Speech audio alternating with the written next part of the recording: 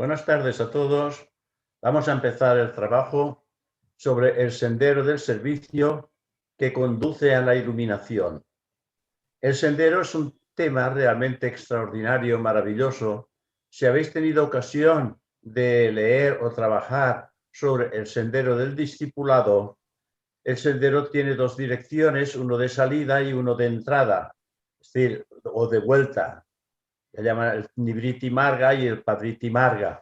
Es interesante ver clara la situación, de qué manera la vida transcurre en esa doble dirección, una que desciende y otra que asciende.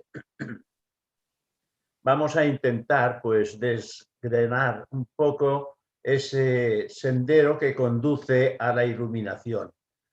No vamos a hablar del Navriti Marga, que es el descenso, porque realmente ya estamos abajo de todo, hemos descendido. Por lo tanto, lo que nos interesa a todos nosotros es el ascenso hacia la iluminación.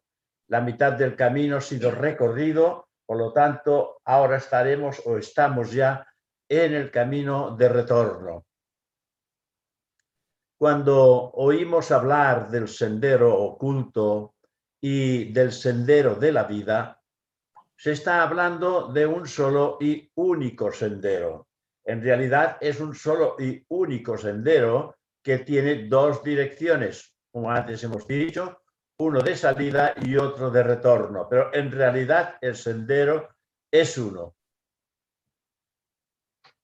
La palabra oculto significa escondido, eso que está latente en las profundidades de nuestra propia naturaleza. No es algo que se traiga de lejos, una creación o fantasía, ya que ello pertenece a las profundidades y no a lo superficial de nuestra naturaleza. Actualmente es bien reconocido que los psicólogos hablen del subconsciente y del inconsciente. Pero cuando hablamos del sendero oculto, no nos referimos a las profundidades del subconsciente, sino a las profundidades del superconsciente. La cuestión es la siguiente. ¿Cuál es la diferencia entre el subconsciente y el superconsciente? Fuera del campo de lo consciente, todo es oscuro. De modo que la distinción puede parecer solo una distinción de palabras. Pero hay, de hecho, una verdadera diferencia. El subconsciente retiene aquellas tendencias de nuestra naturaleza que han sido generadas por los contactos en el campo de las sensaciones, de suerte que todos aquellos hábitos del pensamiento, de la emoción y de la acción que han sido formados en el pasado y que ahora forman el fundamento de nuestra propia vida consciente, pertenecen al subconsciente. Las tendencias del subconsciente son encarnaciones de un modo o de otro, de los diferentes deseos y apegos que se han convertido en hábitos en nuestra personalidad. Las regiones subconscientes e inconscientes de la naturaleza humana consisten mayormente en las tendencias instintivas y en las reacciones automáticas o fuerzas que compartimos con reinos de la vida mucho menos desarrollados que nosotros mismos. El primer punto a comprender con respecto al sendero, tanto si le llamamos oculto, místico o espiritual, es que él está en nuestro interior. Cada individuo ha de hallarlo usando su propia inteligencia y juicio. Eso es lo que constantemente se anda diciendo en todas las ramas teosóficas del mundo, que hay que buscarlo y hallarlo internamente. Es evidente que fuera podemos encontrar información que canalice nuestra mente hacia el interior, que es realmente donde podremos obtener respuestas de primera mano. Tiene que desenvolver el individuo la confianza en sí mismo y descubrir su propio camino a lo largo y en medio de las experiencias de su propia vida diaria. Nadie en absoluto puede trazarnos el sendero, ni nosotros podemos tampoco trazarlos a otras personas. Pueden, evidentemente, eso sí, darnos indicaciones útiles, pero estas han de ser necesariamente de, digamos, de una naturaleza general, y cada uno ha de hallar entre ellas aquellas que él mismo ha de hacer en cada circunstancia particular. En realidad, el sendero se dilata de manera infinita dentro de cada corazón. Por lo tanto, el corazón ha de abrirse, ha de ser una avenida de desenvolvimiento estrecho al principio, pero ensanchándose continuamente a medida que vamos andando. Las posibles experiencias para el hombre en el campo de la consciencia son virtualmente ilimitadas. Él puede ir más y más profundo en ese campo y nunca llegar a su fin. Se ha dicho que en el estado humano el hombre se dirige hacia Dios, y cuando llega al fin de ese estado, él alcanza la unión con la naturaleza divina. ¿Y qué es lo que encontramos al final de nuestra jornada hacia Dios? Pues viajamos en Dios, en la infinita extensión de la naturaleza divina. En las profundidades de lo que nunca puede ser desviado y en las cuales no hay orillas, Dios es infinito. Empezamos a comprender lo que esto significa cuando la corriente de la vida divina transcurre y fluye en nosotros, nos da una experiencia que siempre profundiza y siempre se sostiene. En realidad hay un océano de gozo, de conocimiento y de acción para el cual no hay fin.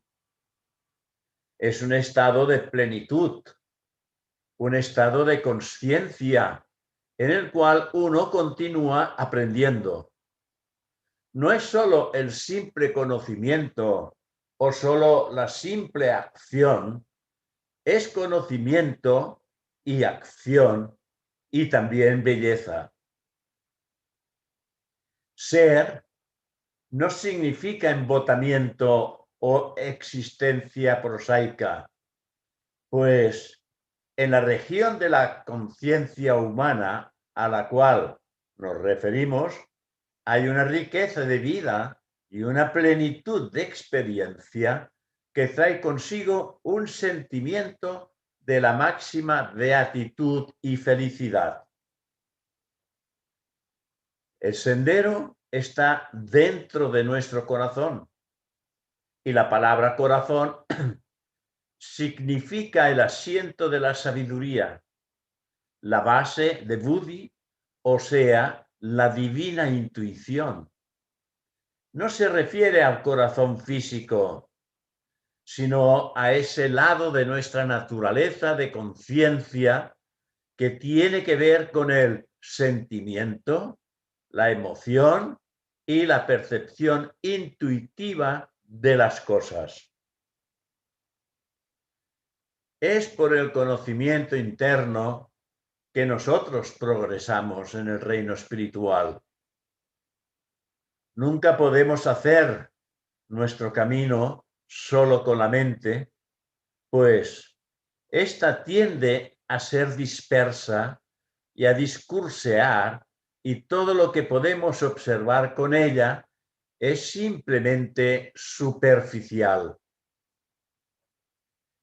No es por el uso de la mente tal como la conocemos, sino a través del conocimiento intuitivo o interno que nosotros hemos de recorrer la jornada. Este conocimiento no es a distancia. Vemos la parte externa de las cosas y a través de ellas percibimos la naturaleza externa de las cosas. Y mediante ellas inferimos su naturaleza interna, más bien el conocimiento de dicha naturaleza interna de su interior, como si dijéramos que emerge con la vida o consciencia que mora dentro de ellas.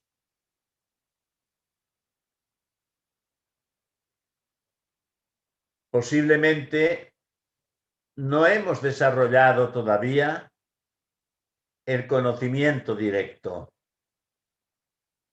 ni la pericia de usarlo, pero tal conocimiento lo puede obtener el ser humano, pues esta facultad en germen existe en todo hombre, en todo individuo.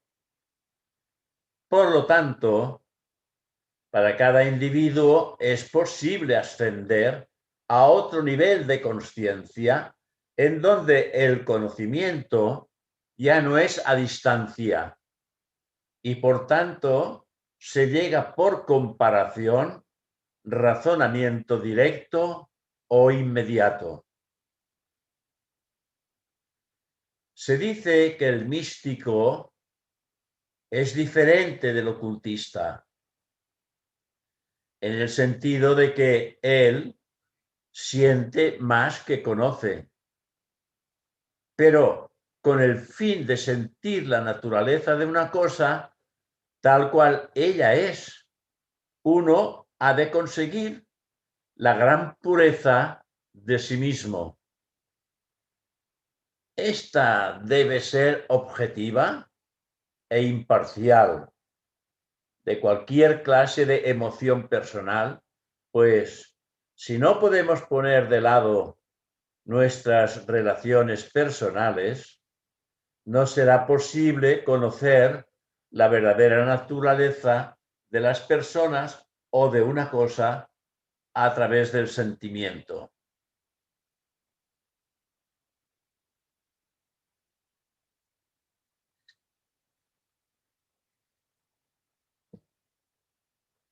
En el reino de la intuición espiritual o de Buddhi, desaparece la distinción entre el sentimiento y el conocimiento, de tal modo que el sentimiento es conocimiento, pues una cosa no la conocemos a menos que sintamos su naturaleza interna.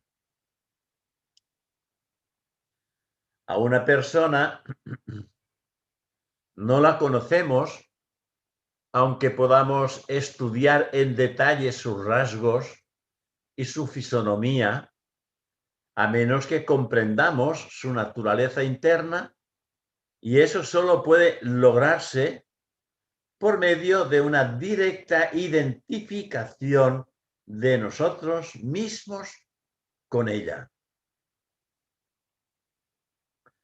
La naturaleza interna de cada cosa tanto si se trata de un árbol, un animal o un mineral, tiene muchos niveles.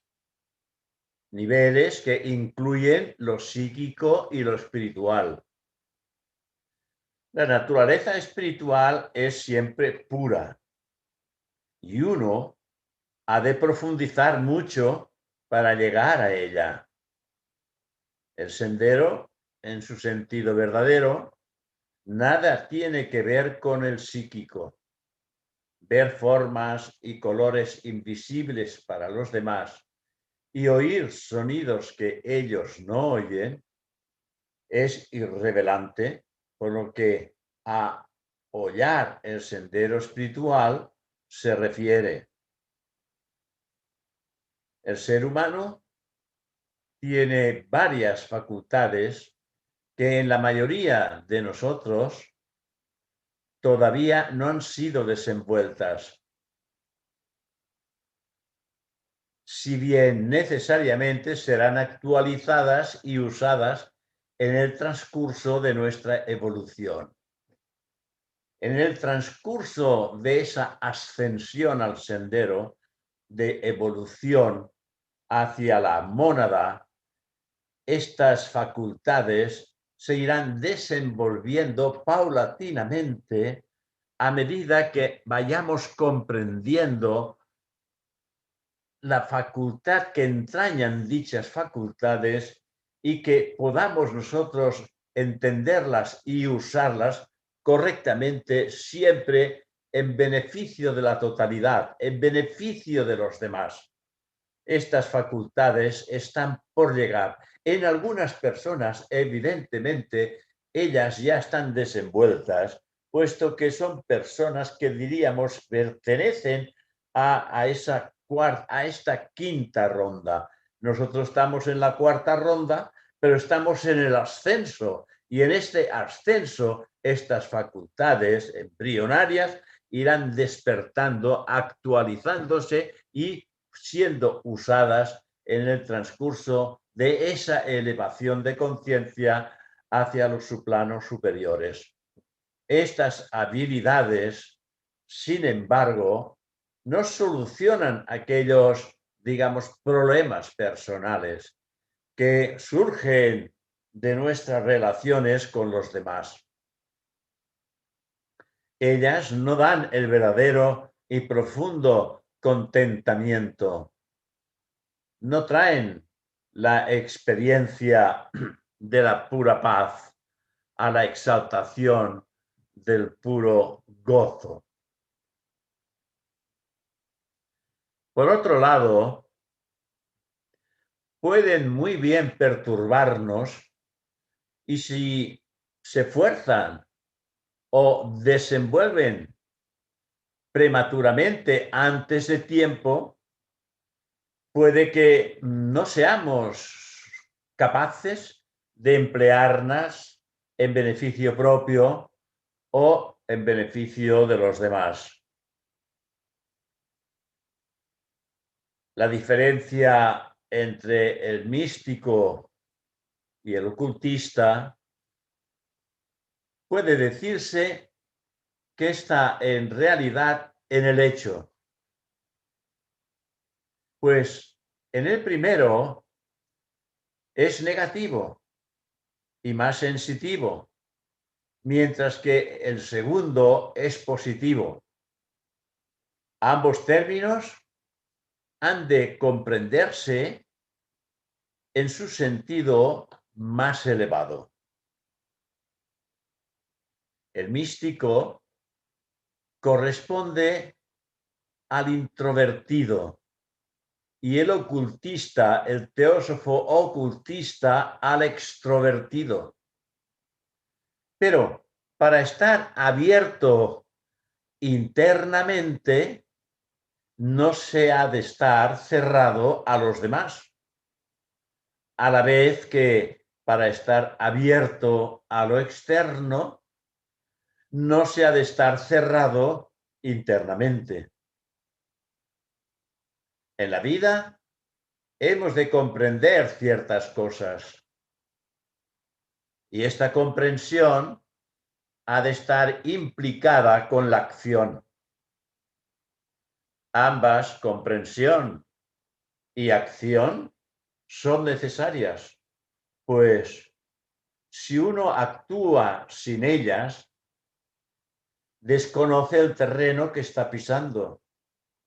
Entonces, se actúa mecánicamente, haciendo las mismas cosas una y otra vez. Ha de haber, por lo tanto, una profunda comprensión de las verdades que han de ser expresadas en la acción.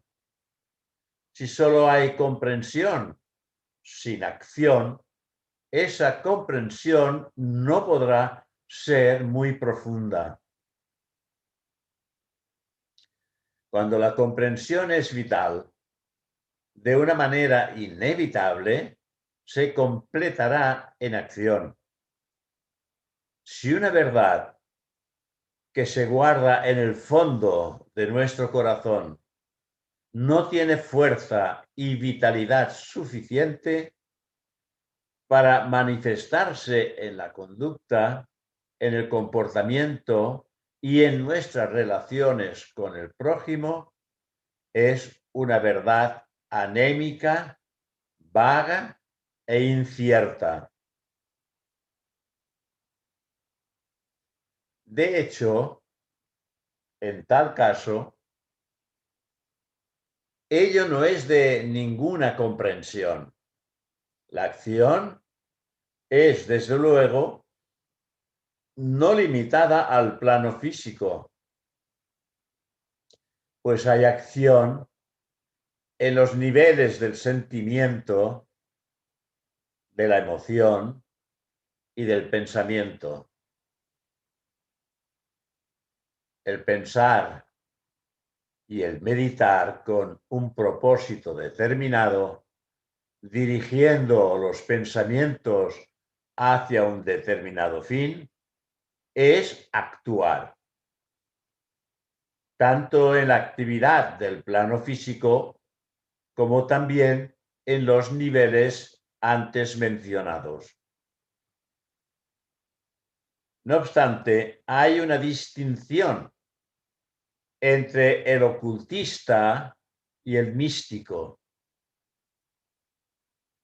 El primero, el ocultista, manifiesta la verdad, que es conocimiento y poder. Y él usa su conocimiento para el logro de las metas que ha elegido.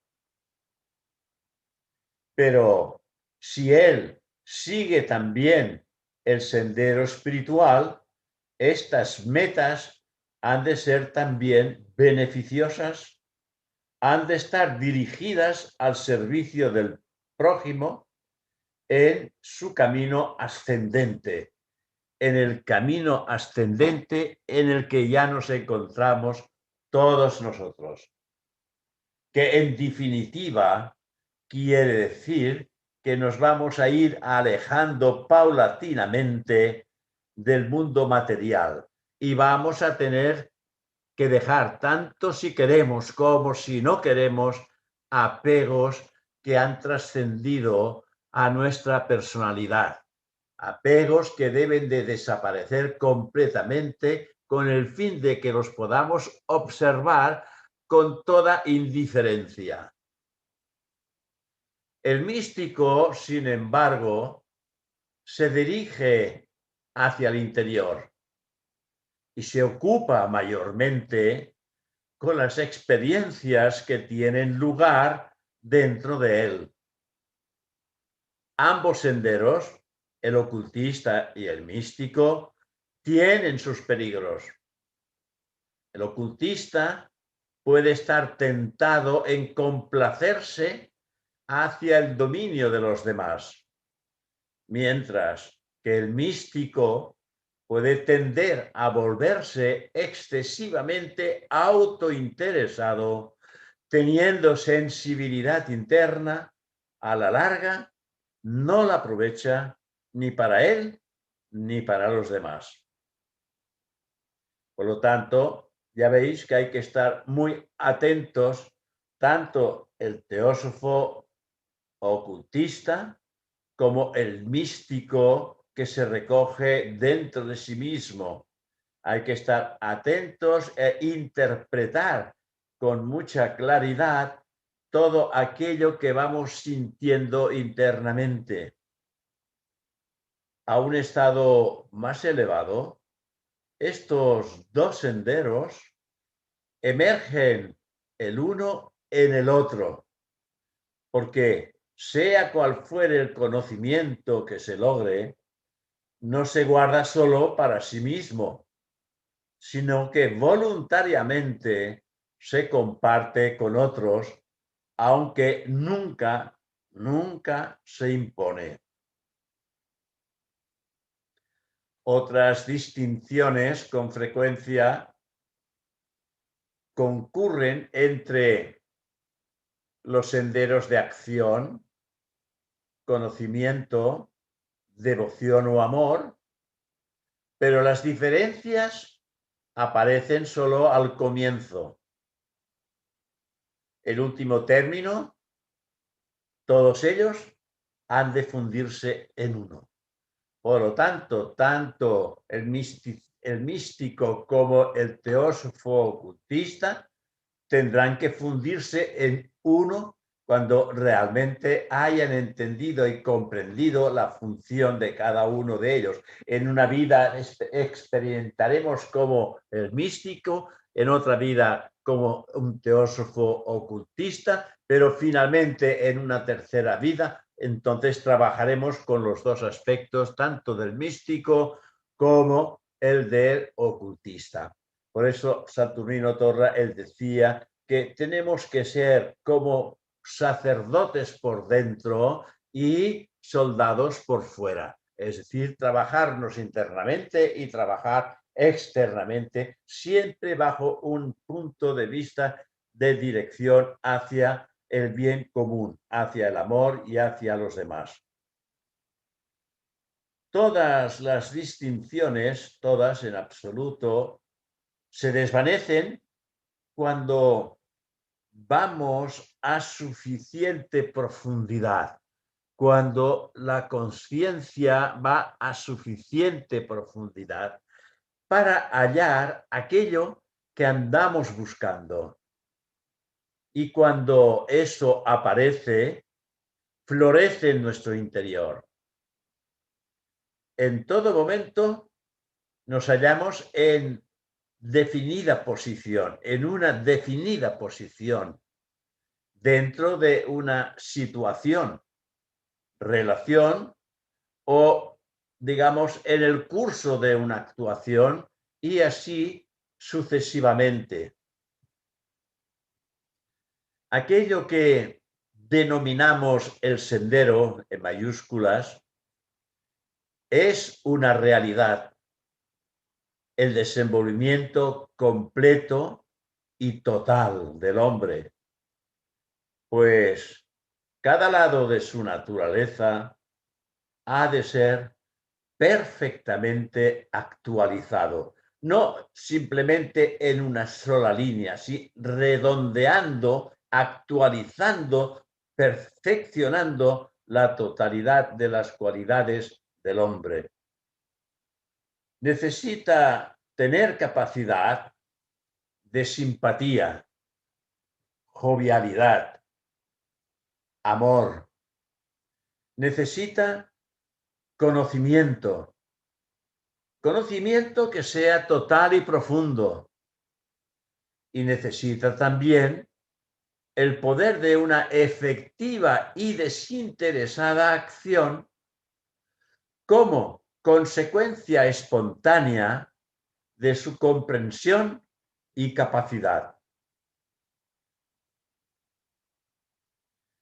Si nuestras vidas hemos de vivirlas inteligentemente, como así se espera de todos nosotros, es preciso que hagamos nuestro camino en la medida que vamos andando, como bien dijo Antonio Machado, el camino se hace al andar. El sendero no puede labrarse para nosotros o por alguien más, pero otro puede expresar en términos generales en qué consiste y en qué no. Puede advertirnos de los peligros del terreno traicionero y también de los falsos caminos. Pero ninguna otra persona puede darnos las experiencias que son exactamente las ajustadas para proporcionarnos esta expansión de vida y ese autodesenvolvimiento que para nosotros es verdaderamente el sendero. Yo diría que si no estamos hollando el sendero, estamos cerca del sendero. Y al estar cerca del sendero, este mismo nos está proponiendo la transformación de nuestro propio carácter. Hoy por hoy somos conscientes de cuáles son nuestras desventuras en cuanto a relación con los demás y con nosotros mismos.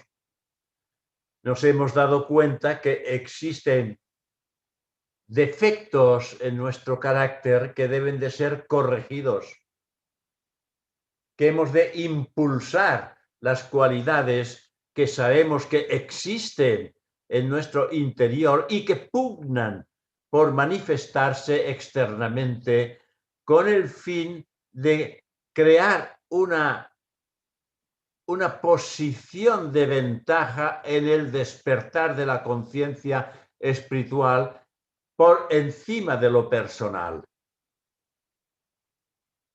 Tenemos una personalidad muy arraigada en el carácter, tanto a nivel físico como a nivel emocional y a nivel mental concreto.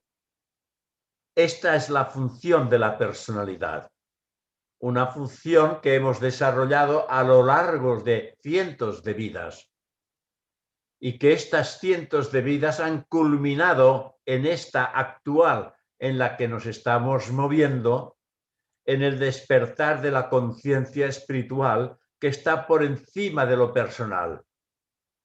Y no solamente ese despertar de la conciencia espiritual, sino también la información indispensable que todos necesitamos para elevar nuestra mente al mana superior, intentar alejarnos de lo concreto para entrar en lo abstracto, divino, espiritual, y a partir de ahí empezar a trabajarnos con el fin que de aquello que ya existe, que está en nosotros, pueda manifestarse en beneficio de la totalidad. Este es el trabajo que estamos entendiendo y comprendiendo y que Madame Blavatsky ha puesto a nuestra disposición con el fin de que lo hagamos nuestro, hagamos seriamente y demos el valor suficiente a esta herencia que Madame Blavatsky y también los grandes líderes de teosofía ya desencarnados han dejado para todos nosotros, y que nosotros encarnemos ya esta enseñanza internamente, la expresemos externamente para que aquellas nuevas generaciones tengan también un lugar donde fijar la mirada para poder ellos también trabajarse en este sentido y dejar de mirar hacia el exterior y buscar esa mirada interna que es la que desvela todo el misterio de la vida. Ese es el por qué se nos dice que no podremos hollar el sendero a menos que nosotros nos convirtamos en el sendero mismo, ya que el sendero, es una transformación y un florecimiento en nosotros mismos. Hemos de llegar a la verdad, a nuestro propio modo y vivir nuestra propia vida, descubriendo el sendero mediante nuestras propias experiencias. Evidentemente que nos sirven también las experiencias de los demás, pero la transformación se realiza mediante nuestras propias experiencias. Esa es la base fundamental. Aquello que vivimos, aquello es lo que queda en nuestro propio carácter, en nuestra naturaleza interna. En el sendero, lo más importante y necesario en todo momento es lo que ya vosotros y yo conocemos, el discernimiento entre lo verdadero y lo falso. Podemos pensar que una cierta y agradable autopista nos conducirá hacia nuestra meta, pero después nos daremos cuenta que no es más que un callejón sin salida. Pero si el estudiante peregrino tiene en su interior un cierto grado de conocimiento interno, por latente que sea, de lo bueno, verdadero y bello, será capaz de hallar finalmente su camino, su senda. Una persona que en toda su vida no haya demostrado amabilidad y reconocido al valor de la verdad, será incapaz de distinguir entre la amabilidad y la rudeza, entre lo verdadero y lo falso. Pero, queridos hermanos, en realidad, cada persona posee un rayo de luz en su interior que lo capacita para hacer estas distinciones. Tan pronto como uno expresa algo bello o feo, un sentimiento de la belleza aparece en virtud de esa capacidad de juicio.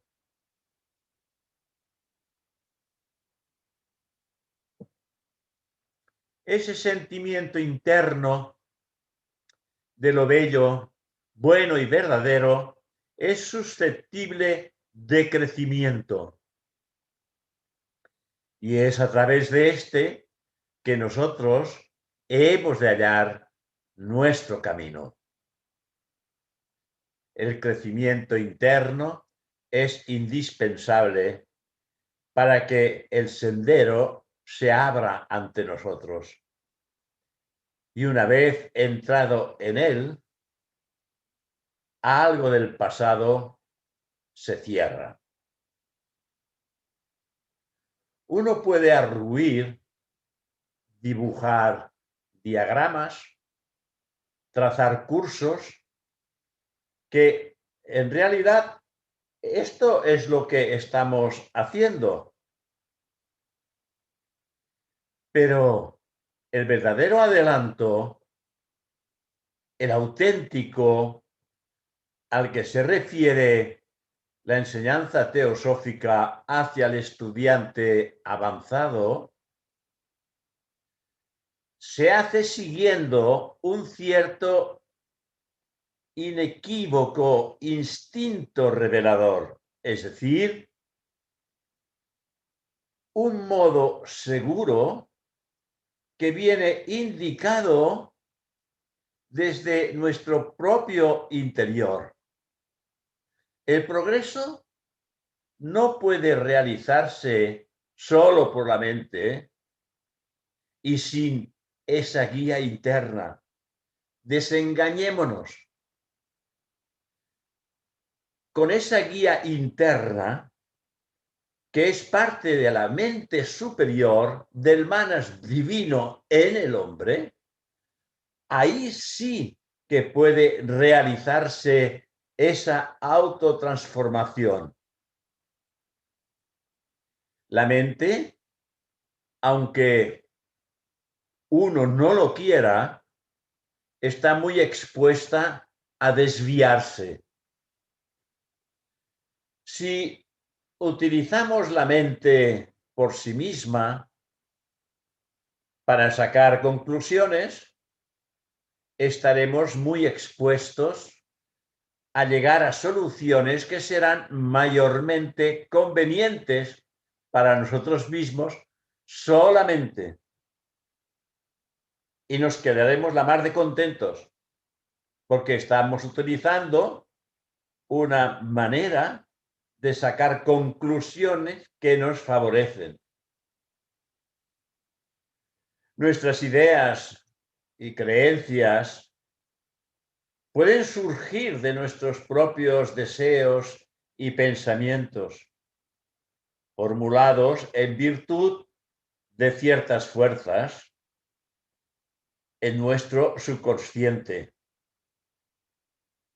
Así, un hombre rico probablemente se hallará entre la clase capitalista, mientras que un hombre de humilde condición es probable que simpatice con el socialismo. Generalmente ellos no apoyan al partido de su elección, a base de una consideración impersonal, libre del sistema económico y teniendo solo en su corazón el deseo del máximo bien para todos.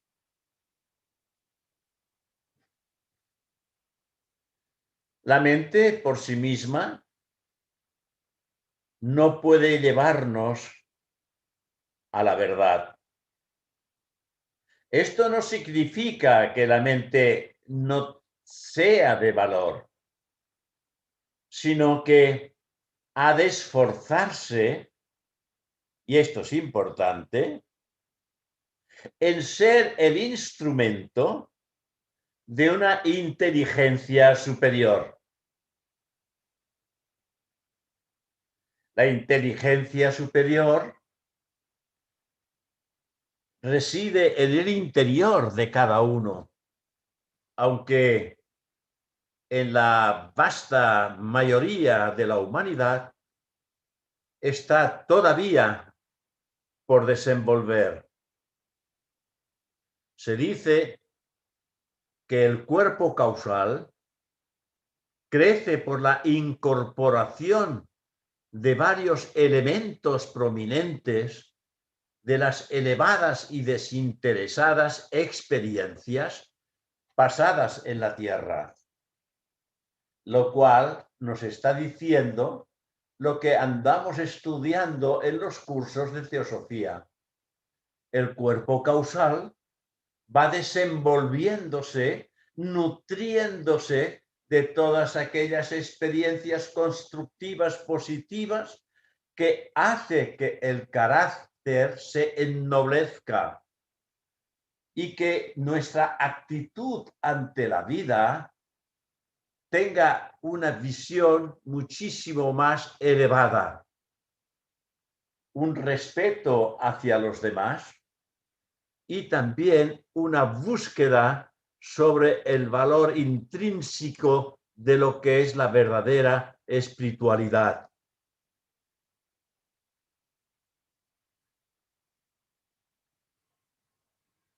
Aquellas experiencias que han sido de valor y que hemos vivido durante la encarnación son asimiladas en la naturaleza de ese yo inmortal e imperecedero, cuya morada es el mundo causal. Y las carecen, las que no tienen importancia, las que carecen de valor, automáticamente no tienen entrada en el mundo causal y por lo tanto son rechazadas. Entonces, ¿para qué trabajar tanto para las cosas del mundo cuando en realidad estas no podrán entrar en el mundo causal? En el mundo causal solo entra lo divino, aquello que se extiende en bien hacia la humanidad y hacia los congéneres a los cuales nosotros nos debemos, para que ese amor que sentimos internamente pueda alcanzarlos algún día. En ese yo superior hay un cierto instinto de desprendimiento por medio del cual se efectúa esta separación. Así, dentro de nuestros propios yoes personales, también reside el poder del yo superior, el poder de discernimiento que nos capacita para separar lo verdadero de lo falso, lo bello de lo feo y crudo, y lo beneficioso de lo dañino.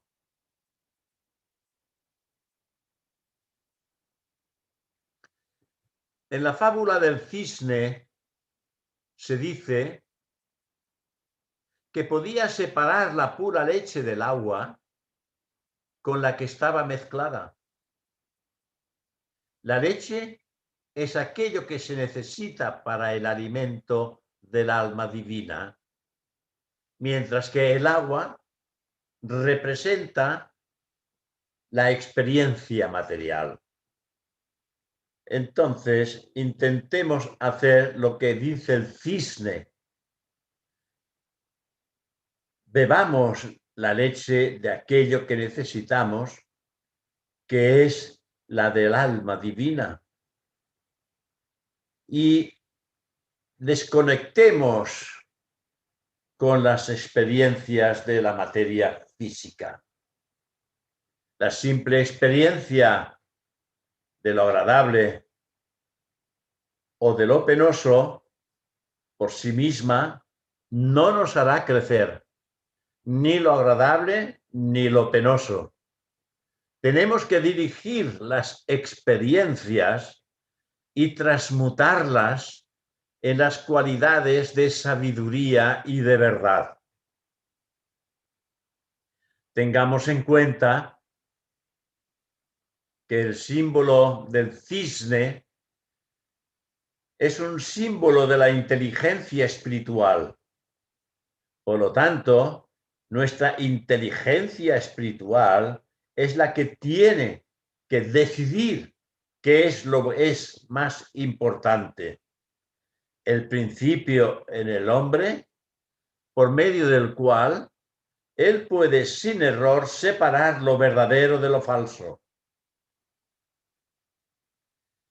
Es esa inteligencia la que hemos de desarrollar en nuestro camino por el sendero del ocultismo y del misticismo espiritual integrados, si es posible.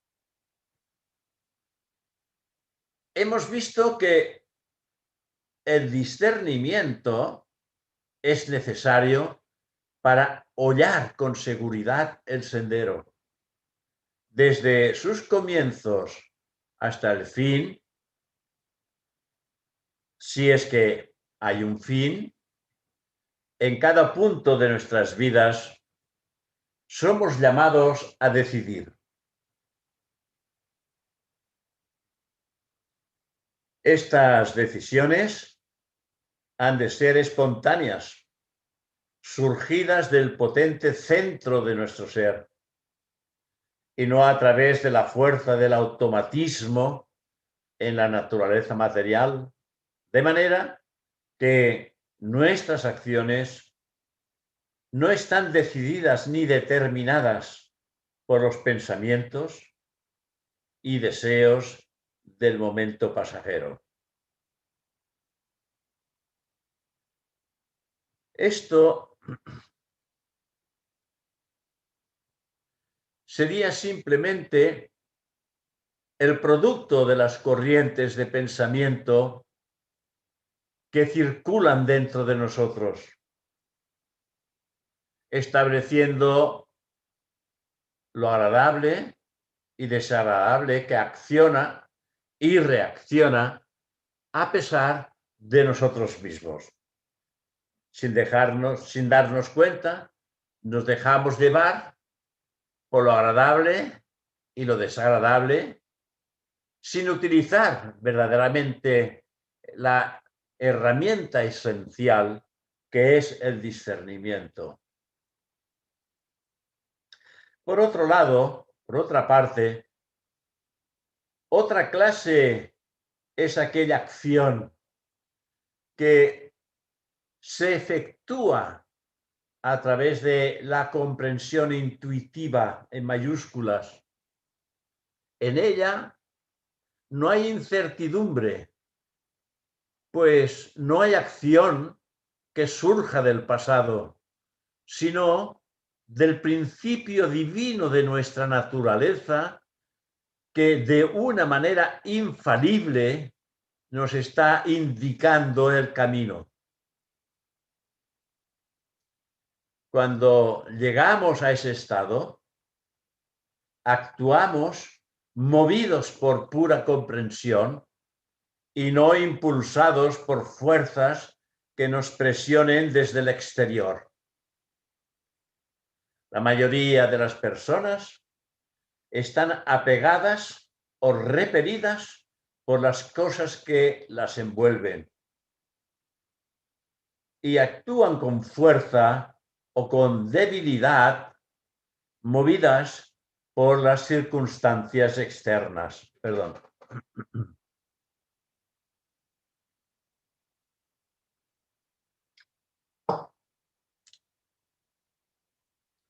En la mayoría de los casos, reaccionamos frente a las cosas, aunque a esto lo llamamos acción. Pero las verdaderas bases para la acción no son las apetencias o deseos personales, sino una verdadera comprensión o realización de la unidad esencial de la vida. Lo que es bueno para otro es tan importante como lo que es bueno para mí. Cuando hay esta realización, ya no hay ninguna distinción entre mi propio bien, mi adelanto, mi felicidad y la de todos. Si tenemos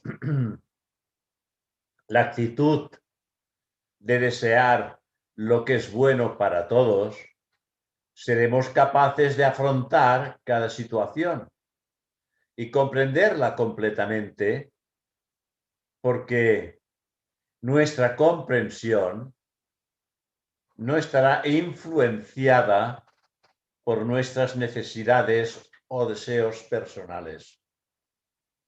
Y nuestra acción nacerá directamente de esa comprensión. Semejante acción es recta acción y surgirá espontáneamente. Ese es el verdadero camino de hacer progresos en la vida espiritual. La mayoría de nosotros debemos de trabajar en esta línea. Al principio, a pequeñas dosis, aumentando a medida que nos familiarizamos con ella. Cuando emerge o aflora el anhelo de adelantar a lo largo del recto camino, si lo animamos, observaremos que nuestra intuición de lo que es verdadero, bueno y bello se vuelve cada vez más fiable. En este momento, puede que la intuición sea casi desconocida para nosotros, tal vez ocasionalmente percibimos sus susurros y nos damos cuenta de un casi signo que viene del interior. Es importante estar atentos y escuchar estas señales cuando aparecen o cuando aparezcan. La joya espiritual del libro A los pies del maestro nos avisa que si no prestamos atención a cada palabra, si no advertimos una simple insinuación, se pierde para siempre porque el maestro no la repite. Esto no se refiere a ningún maestro externo, sino al maestro interno, al guía del interior, a la intuición espiritual o a la inteligencia superior. Cuando una indicación, por pequeña que fuere, viene a nosotros, si no la reconocemos, el canal será bloqueado por un proceso natural. Por lo tanto, si queremos desenvolver este sentido interno, hemos de reconocerlo y entonces, siguiendo su dirección, ponerlo en acción en lo que entendamos que es lo recto, bueno y digno. Es únicamente en la medida que practicamos la verdad, que hallamos en nuestros propios corazones, que somos capaces de llegar a una más plena revelación. Cuando rehusamos actuar, la corriente, tal como hemos dicho, queda bloqueada y no hay ulterior flujo hasta que nuevas circunstancias se presentan, las cuales producen un choque, por decirlo de alguna manera, y una vez más el camino queda despejado. Queridos hermanos, no quiero poner fin a esta charla sin deciros, por último, que tenemos que ser sumamente sensibles y atentos a la guía, señal o dirección que viene del interior. Cuando estamos preparados o prestos a lo que es bueno y recto, hemos de llevar esta sugestión a su lógico cumplimiento en la acción. De esa forma, hallaremos que la voz interna nos hablará más llanamente y demostrará ser una guía segura para llevarnos un paso más hacia adelante en nuestro peregrinar. Muchísimas gracias por vuestra atención.